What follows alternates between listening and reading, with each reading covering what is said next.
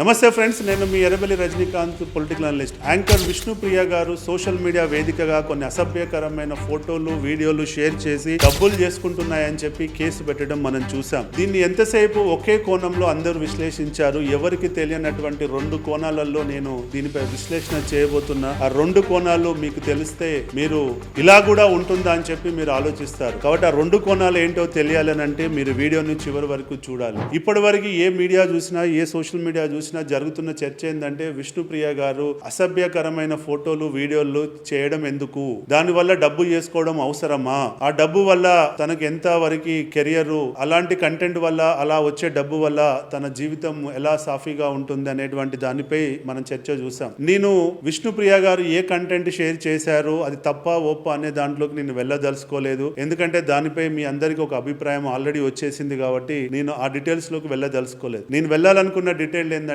ఒకటి social media platforms. Social media platform ఒక subscription అనే ఆప్షన్ ఇవ్వడం వల్ల, ఆ సబ్స్క్రిప్షన్ అనే ఆప్షన్ వల్ల మీరు ఎక్స్క్లూజివ్ కంటెంట్ ని మీ అభిమానులకు షేర్ చేసుకోండి అనే ఆప్షన్ ఇవ్వడం వల్ల దాన్ని ఎంతో మంది ఇన్ఫ్లుయెన్సర్స్ వాడి ఆ కంటెంట్ ను తయారు చేస్తున్నారు. తద్వారా వాళ్ళకి సబ్స్క్రిప్షన్ పెరుగుతుంది, తద్వారా వాళ్ళకి డబ్బులు వస్తున్నాయి. సో ఈ రోజు మార్కెట్ లో ఉన్న ఇన్ఫ్లుయెన్సర్స్ కి ఇవాళ వాళ్ళకు ఆ సోషల్ మీడియా ద్వారా వచ్చే వేదిక ద్వారా వచ్చే డబ్బులే వాళ్ళ యొక్క జీవనాధారానికి ప్రాధాన్యం. మనం ఎలా అయితే ఒక్కొక్క బిజినెస్ లో ఒక బిజినెస్ ఐడియాతో మనం డబ్బులు చేసుకుంటున్నాము, అలానే ఇవాళ సోషల్ మీడియా ఇన్ఫ్లుయెన్సర్స్ కూడా ఇది ఒక ప్రొఫెషన్ కింద తీసుకొని ఆ సోషల్ మీడియా వేదికలు ఇచ్చేటువంటి అంశాలపై వాళ్ళు ఇచ్చే ఫీచర్స్ ని వాడుకొని వాళ్ళు కూడా ఇవాళ రెవెన్యూ చేసుకుంటున్నారు. అది వాళ్ళ జీవనోపాధికి ఒక అండగా ఉంటుందన్నది మనందరం గ్రహించాలి. ఇప్పుడు మనం చర్చించాల్సింది ఏంది అని అంటే, సోషల్ మీడియా ప్లాట్ఫామ్లు ఎన్నో ఫీచర్స్ ఇస్తున్నాయి. మరి ఆ ఫీచర్స్ ఈ భారత సమాజానికి అవసరమా కాదా, ఈ ఫీచర్స్ వాడడం వల్ల రేపు భవిష్యత్తులో మన యువత ఎలా తప్పుదారి పట్టే అవకాశం ఉంది అనేటువంటి అంశాలపై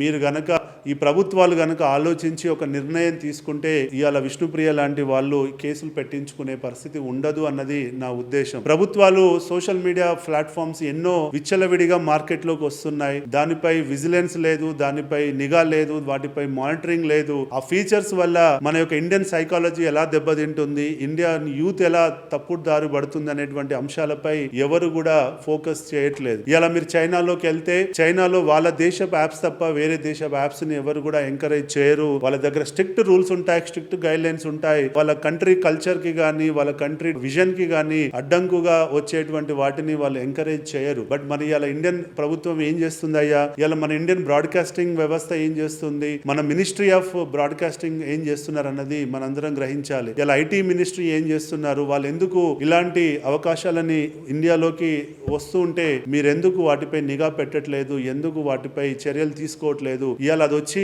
అందరూ వాడుకున్న తర్వాత ఒకరు ఇలా వాడొద్దు, ఇది చేస్తే తప్పు అని చెప్పి ప్రశ్నిస్తున్నారే, అది మీరు చేస్తున్న తప్పు అన్నది నా ఉద్దేశం. కాబట్టి ఇప్పటికైనా ప్రభుత్వాలు మేల్కొని వీటిపై ఒక స్పెషల్ ఎంక్వైరీ టీమ్స్ పెట్టి ఏం ఉండాలి, ఏం ఉండొద్దు అన్నది ఆలోచించి కన్సర్న్ సోషల్ మీడియా ప్లాట్ఫామ్స్ తోటి మాట్లాడి వాళ్ళతో చర్య తీసుకొని దీన్ని ఇంప్లిమెంట్ చేస్తే అందరికీ ఒకటే గైడ్ లైన్స్ ఉంటాయి, ఒకటే డైరెక్షన్ ఉంటుందని చెప్పి మనందరం ఆశిస్తాం. ఇది ఒక కోణం. ఇక రెండో కోణం విషయాన్ని కనుక వచ్చినట్లయితే ఇన్ఫ్లుయెన్సర్స్.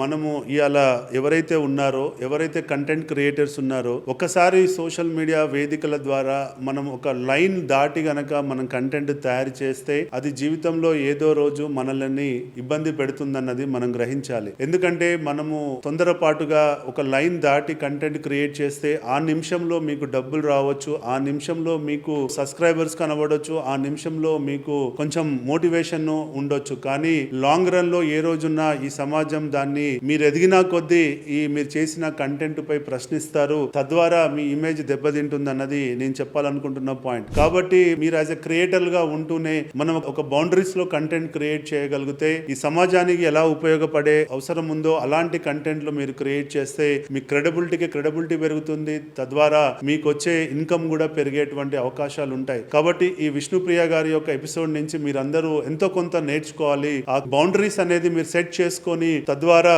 మీరు కంటెంట్ క్రియేట్ చేస్తే మీకు రెస్పెక్ట్ పెరుగుతుంది. అంతేగాని తొందరపాటుగా వెళ్ళి సమాజానికి ఉపయోగపడని కంటెంట్ మీరు ఇస్తే రేపు అదే మిమ్మల్ని సమాజానికి మీరు ఏమిస్తారో సమాజం కూడా మీకు అదే రివర్స్ గా ఇస్తుంది. ఇలా విష్ణుప్రియ గారి కేసు కూడా అదే అన్నది మనందరం గ్రహించాలి. కాబట్టి మీరు సమాజానికి మంచి చేస్తే సమాజం మిమ్మల్ని నెత్తికెత్తుకుంటుంది, కానీ సమాజానికి మీరు నష్టం చేస్తే అది మిమ్మల్ని దించుతుంది అన్నది కూడా మీరు గ్రహించాలి. కాబట్టి ఈ కేసు నుంచి మనం ఎంతో కొంత నేర్చుకుంటే భవిష్యత్తులో ఇన్ఫ్లుయెన్సర్స్ ఇలాంటి తప్పులు చేయరు అని మనందరం ఆశిద్దాం. ఇలాంటి వాటికి మనం దూరంగా ఉండాలి. మనందరి దగ్గర ఎంతో టాలెంట్ ఉంది. ఆ టాలెంట్ ని మనము బయట ప్రపంచానికి తెలియచేసి కూడా మనం ఇలా డబ్బులు చేసుకోవచ్చు. కాబట్టి మీరు అలాంటి మంచి ధర్మంతో కూడుకున్న మార్గంలో మీరందరూ ప్రయాణిస్తారని చెప్పి నేను ఆశిస్తున్నాను. జై హింద్.